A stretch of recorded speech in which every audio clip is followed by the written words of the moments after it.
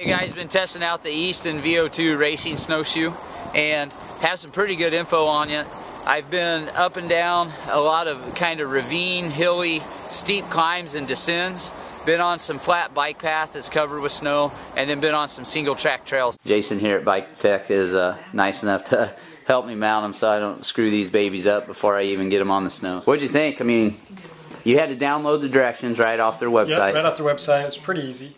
I'd have to say I like the hardware and the mounting system, right, where you have the plate that goes inside the sole of the shoe, and then the bolts actually go into that plate from underneath the snowshoe. Which is different than people that are direct mounting on snowshoes that aren't supposed to be direct mounted, exactly, per se. A lot of drilling, a lot of rigging. Yes, exactly. From a hard mounting system, I like this one the best. I mean, probably the most difficult part would be the thickness of the sole of the shoe.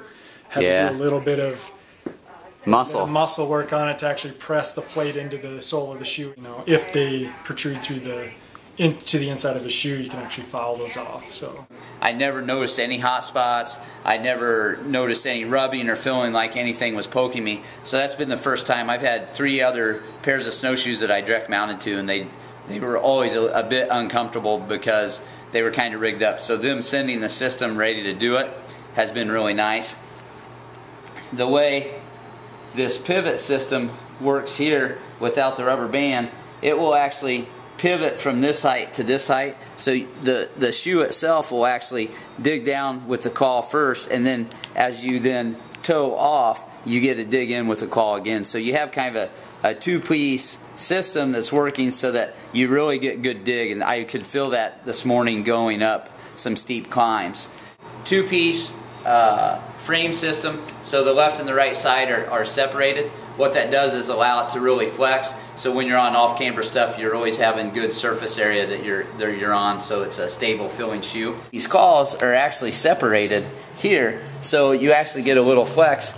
So really what they designed is a shoe that just really sticks it in the snow. They market this as an 8 by 21 inch snowshoe, and I can tell you it's actually about, from tip to end, it's about 24 inches long. What they're saying is 21 inches is the decking that wraps up the frame. That's 21 inches, so that's kind of your contact area.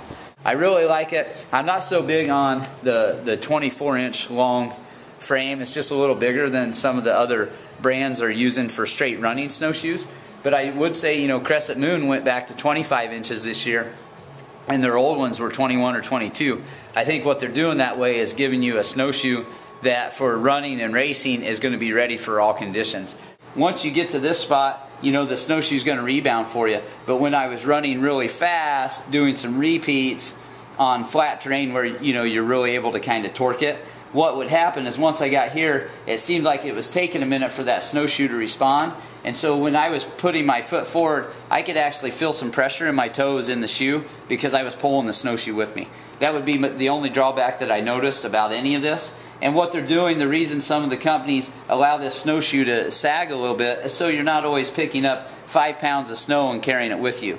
And so that's going to be a personal preference. Some guys are okay picking it up. Some guys would rather not pick it up and feel a nice, you know, lighter movement as they move forward. I really enjoy them climbing and descending. They really stick. You can get a lot of traction when you're toeing off to try to climb stuff. And the snowshoe itself, because it's a direct mount, it really runs nice.